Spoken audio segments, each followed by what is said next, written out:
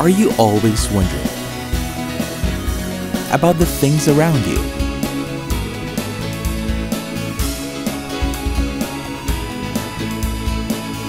Do you always have the need to find out? Then, this is the show for you. Learn what makes things tick, or how they simply came to be. Satisfy your curiosity.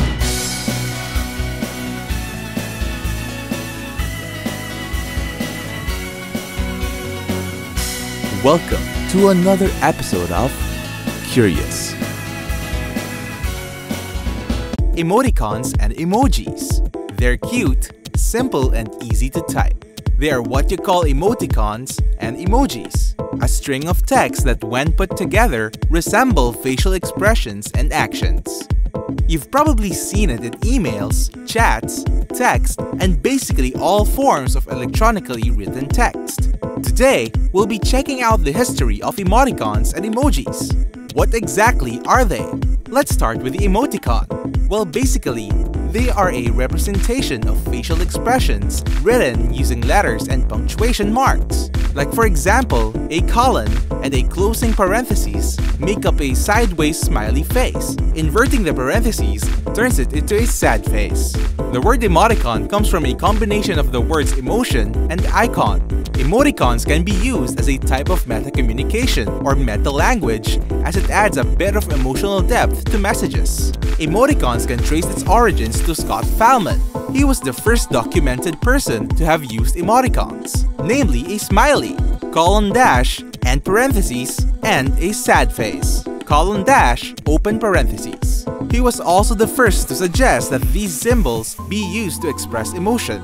This was way back in 1982. Since then, the use of characters have morphed and evolved from the simple colon and parentheses format.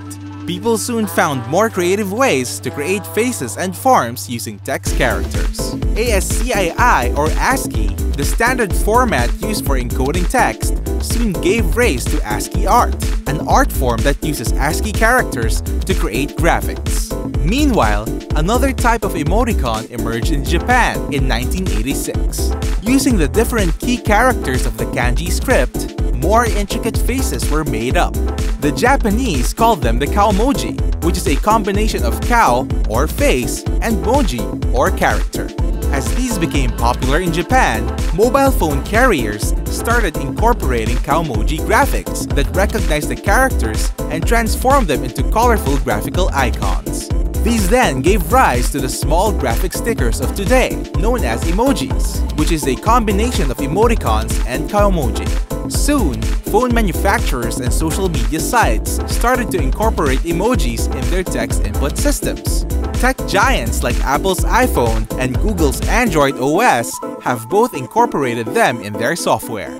Popular social media sites Facebook and Instagram also have them as well. These are even extended to what we now call stickers, which are basically pictographs that you can attach along with a message. While trends and use become more and more creative, expect to see more unusual, intricate, and surprising ways that these will integrate with the way we communicate.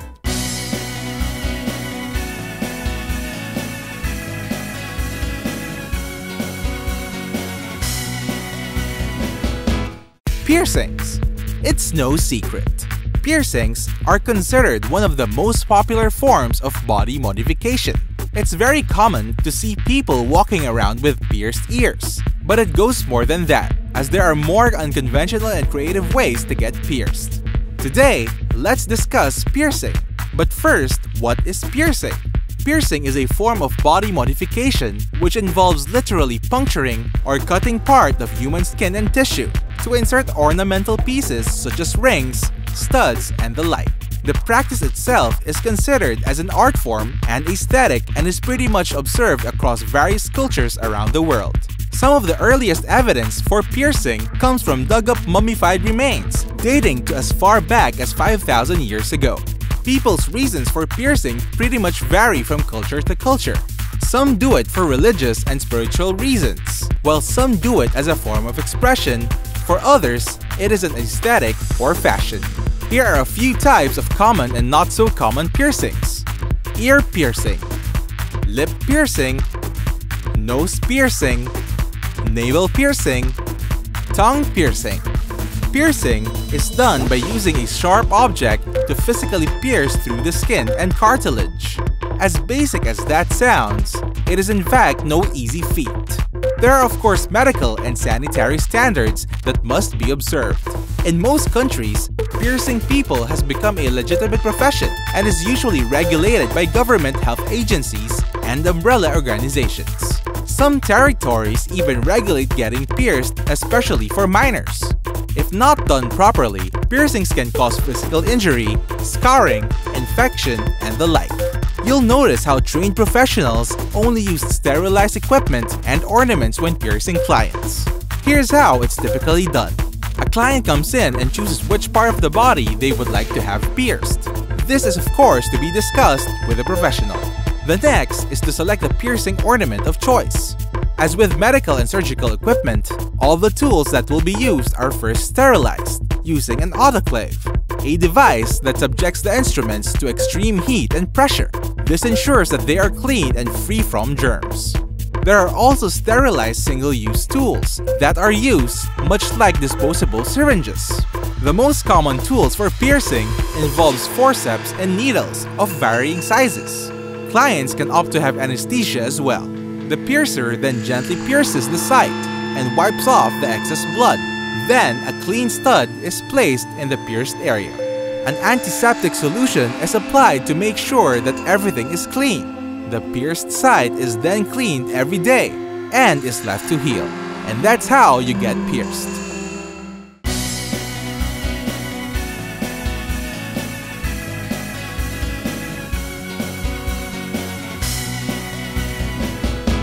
Self-balancing scooter. It's that futuristic, sometimes goofy contraption that you've probably seen around. A vehicle that seemingly defies gravity by staying perfectly upright even when someone rides it. They are known by many names. Some call it the Segway in reference to the company who popularized them, while some even call them hoverboards, just like in the movies. For today, let's take a look at the contraption that is the self-balancing scooter. A self-balancing scooter is a two-wheeled electric transportation system that stays upright as a rider steps on it. It is steered as the rider shifts their body weight into their desired direction.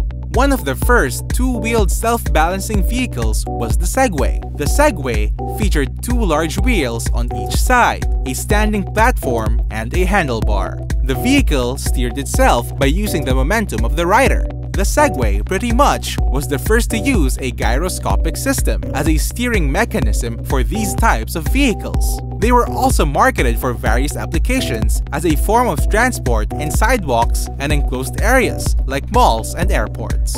In 2013, American inventor and businessman Shane Chen started a Kickstarter funding campaign for the Hovertrax, which is a device similar to the Segway but much portable.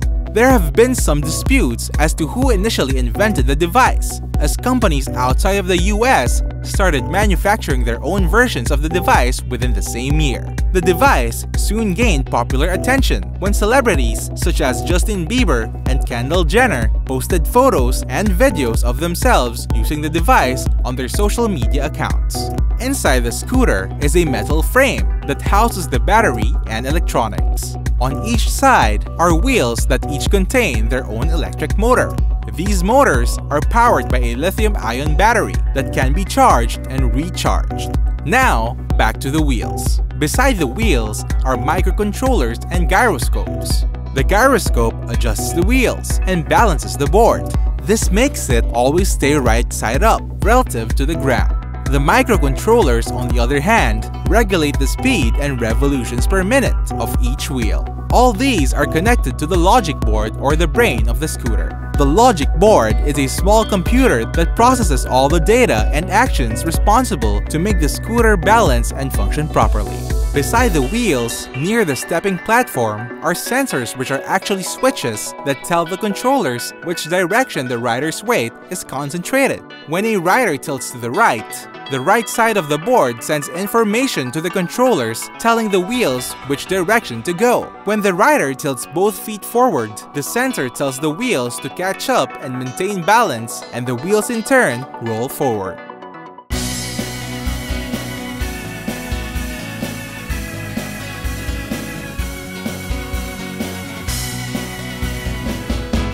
Umbrella. It's that folding contraption that we use to shield ourselves from the sun and rain. It's time to talk about the good old umbrella. Basically, an umbrella is a folding canopy supported by outward protruding ribs which can be made of metal, wood, or some other material. A large circular fabric that is usually waterproof covers the ribs and also folds along with it. This is what provides the user protection against rain or sunlight. While the term umbrella is more common, the word parasol also refers to the same thing, except that parasol usually refers to umbrellas that protect from the sun. Think of a beach umbrella. Well, despite this, they are one and the same. Umbrellas have been around for thousands of years, in one form or the other. Some of the earliest accounts come from ancient Egypt, some 3,500 years ago. The Egyptians used overlapping palm leaves attached to a stick as an early parasol. This umbrella was reserved for people of royalty at the time. Nearby regions in the Middle East and Northern Africa also adopted the concept, as it was suited for the hot desert environment of the region. In the 11th century BC, the Chinese came up with a different approach to the umbrella. They used more elaborate designs, which utilized silk fabric, giving the umbrella waterproof properties. The umbrella then found its way to the West in Greek and Roman civilization during the 1st century BC. At the time, the umbrella also became a popular accessory reserved only for women of high social status exclusively. After the fall of the Roman Empire, the umbrella would fade out of fashion. But come the 16th to 17th century, its use and fashion came back during the Renaissance. The modern umbrella slowly developed during the 18th century. It was also during this time that the umbrella became a more practical accessory from being a fashion fad. Soon, both men and women used umbrellas. The improved design made sure that the umbrella was a hit with the rest of the population as well. In the late 1920s, Hans Haupt came up with a pocket umbrella, an umbrella that folds and shortens, making it ideal for handbags and pockets. The design is still used today. Perhaps, one of the most useful development to the umbrella is the modern folding system, which was introduced in 1969 by Bradford E. Phillips. It is probably the design that most of us know of. Today, umbrella use and production is widespread and common in most countries around the world. Advancements in engineering, design, and technology continues to influence the design and function of the modern umbrella. Better fabrics, stronger and sturdier designs, electronic integration, and more practical and aesthetic improvements are slowly becoming the norm for our good old umbrellas.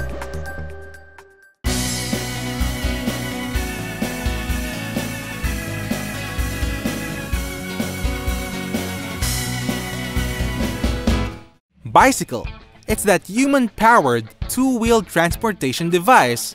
The bicycle is basically two wheels attached to a frame. This frame holds the wheels, the handlebar, the gears, as well as the seat together. In the lower middle of the frame is a gear attached to two pedals. A chain joins this gear to another one at the rear wheel. When the pedals are pushed, this moves the rear wheel, giving the bicycle its movement. There's also brakes that are triggered by small handles near the handlebar. These utilize steel cables to operate brakes at the front and rear wheels.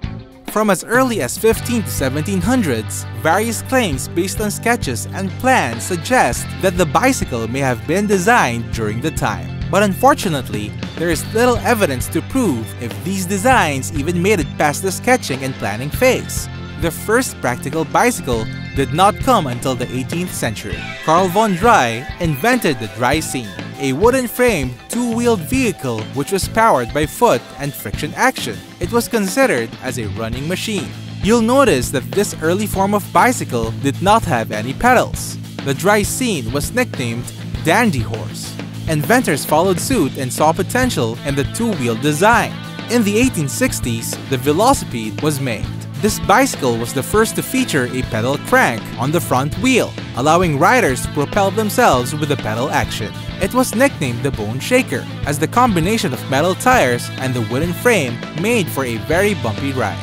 The penny farthing, or the big wheel, came in the 1870s. The big wheel design allowed the bicycle to travel longer distances with less rotations from a pedal. The Rover safety bike came next around 1885. This featured a metal chain that connected the rear wheel to the pedals, located near the center of the frame.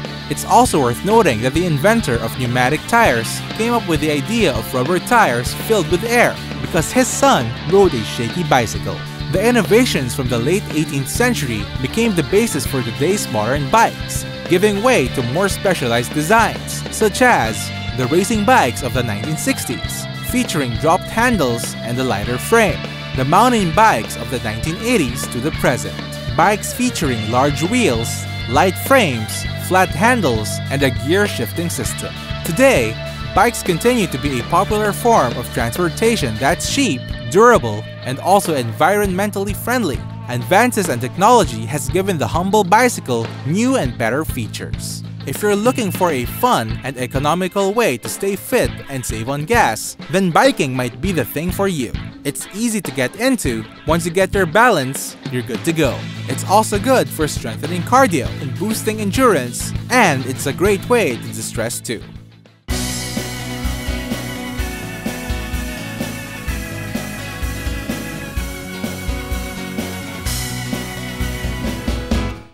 Belly button. Our belly buttons, a tiny little hole in our lower abdomen.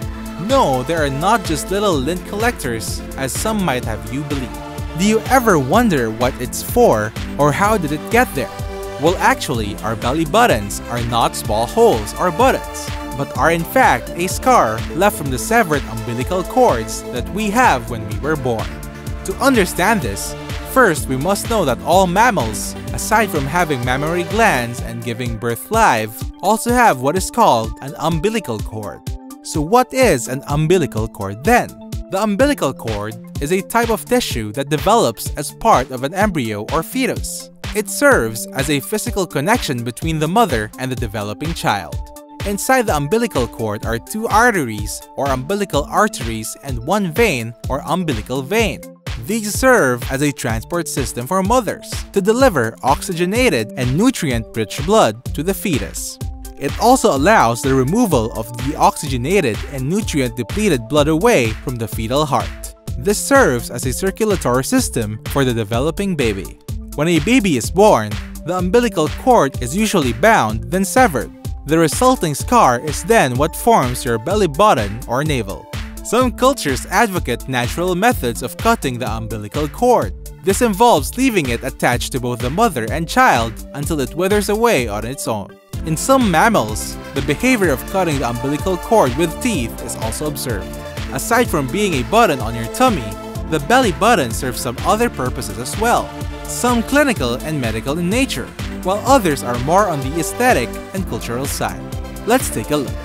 The Heimlich maneuver is a physical movement wherein a person uses an upward pull of his fist, while arms are wrapped around a choking victim's stomach. The purpose of this is to dislodge objects stuck in the throat. It is performed just above the navel. Some surgical procedures require incision near the stomach and abdomen. To minimize scarring, doctors usually opt to perform the incision on the navel. A good example is laparoscopy, a surgical procedure wherein a fiber optic instrument is inserted near the abdominal wall, and to make it easy for surgeons, they usually make the insertion at the site of the belly button. In some cultures, especially in the West and some parts of India, navel-bearing clothes are considered fashionable, while some cultures may find it indecent and even immoral. Navels are also a popular site on the human body for piercing. Belly buttons are usually pierced bearing studs or navel rings. Oftentimes, this fashion is paired with the aforementioned navel-bearing clothes. In the early Jomon period of Japan, the navel was considered sacred as it was believed to symbolize the center of where life begins.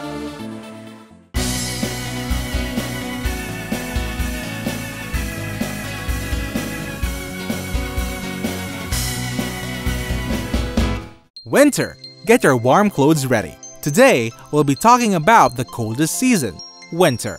Winter is the coldest season of the year for places that have polar and temperate climates. The word winter actually comes from the Indo-European wend, which actually means water. Winter only happens to regions below or above the equatorial region of the map. This is because areas near the equator pretty much receive the same amount of sunlight a year, while areas below or above it don't. To better understand, we must first know why winter happens in the first place. So how does winter occur? Winter happens because the Earth has a tilted angle relative to its orbit. Because of this tilt, several regions in the Earth receive varying amounts of sunlight and exposure. As the Earth orbits around the Sun, the regions that receive less sunlight become colder, while regions receiving more sunlight get warmer. This is the reason behind the changing of the seasons. When it's winter in the northern hemisphere, the southern hemisphere faces the sun more directly. On the other hand, the effect is reversed when it is winter in the southern hemisphere. Receiving lesser sunlight means that regions experiencing winter are colder than usual. When the temperature drops to the freezing point, water vapor in the air freezes and turns to snow. In some areas, authorities identify winter with what is known as meteorological reckoning, meaning they base winter on meteorological or weather patterns. With this definition, the start of winter slightly varies with latitude, but usually are within the months of December, January, and February for the Northern Hemisphere, and June, July, August for the Southern Hemisphere. In other places, mostly in the Northern Hemisphere, winter is defined based on astronomical reckoning or based on the astronomical positions of the Earth. Winter also brings about noticeable changes to the environment. For migratory animals, this is the time for them to migrate. You'll notice this behavior in flocks of birds. Birds will usually fly out to warmer climates come winter. Some animal species, on the other hand, go through a phase of hibernation, which is a near sleep-like state to prepare for winter. Hibernating animals usually stockpile food just before winter and look for a suitable shelter to start the hibernation process. Winter also affects plants and vegetation as the cold inhibits plant growth and reproduction. Some types of plants even die during winter. As for humans, the extreme cold of the outdoors during winter is detrimental to human health. Frostbite and hypothermia are some of the more common ailments associated with exposure to extreme cold. But fortunately, man has learned to devise clothing and shelter specifically suited for winter. These, in fact, are the precursors to the modern winter wear and fashion of today. You've just seen another fun and informative episode from Curious. As always, if you have the questions, then we're here with the answers. Stay inquisitive and stay informed. Catch us again next time on Curious.